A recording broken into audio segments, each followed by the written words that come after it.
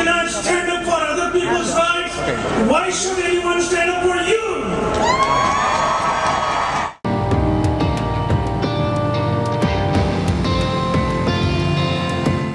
Where hundreds of people have gathered and camped out in opposition to an interstate pipeline being built from North Dakota to Illinois. The protest is being led by this country's original environmentalists, Native Americans.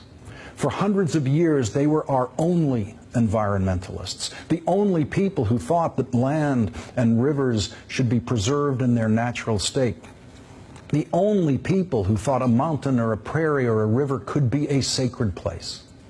Yesterday, a federal judge heard arguments from the tribes against the federal government's approval of the pipeline and said he will deliver his decision on whether the pipeline can proceed next month. There are now over 90 tribes gathered in protest of that pipeline.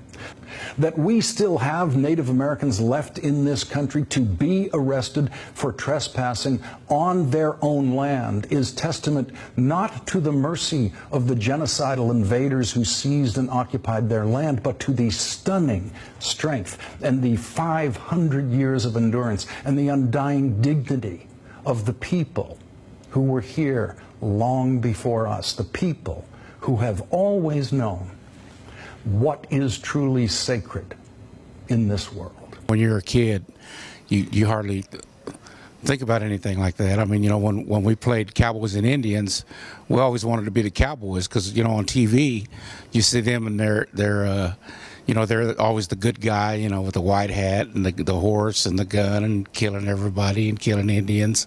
But as you get older and you start to realize, you know, you're a Native American, and then you hear things like about the AIM movement, American Indian movement, and then you start studying about what really happened to your people, and it touches your heart. I mean, it touched mine when I was young, and I was reading about, you know, the way tribes were taken over systematically.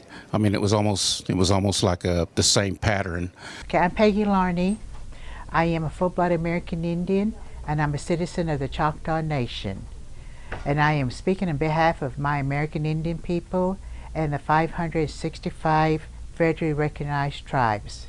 We would like to see an apology from the United States government for our Indian people, the injustice and the genocide that they had put upon. And also we would like for them to honor all the legal and binding treaties. If we are the original inhabitant of the United States, to be included in a cohesive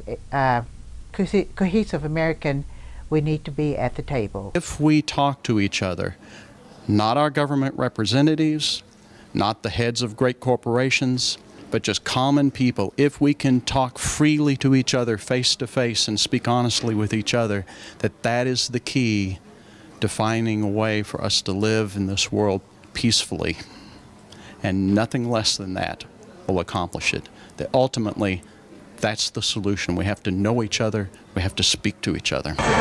We have a moral responsibility to stand up for justice and civil rights of everyone that is living in America today. We are a nation of justice.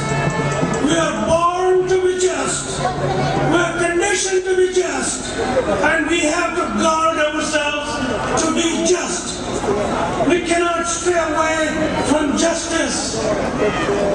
We have to bring a balance in our own life by giving our time to defend the rights of others who need to be defended and who cannot speak for themselves.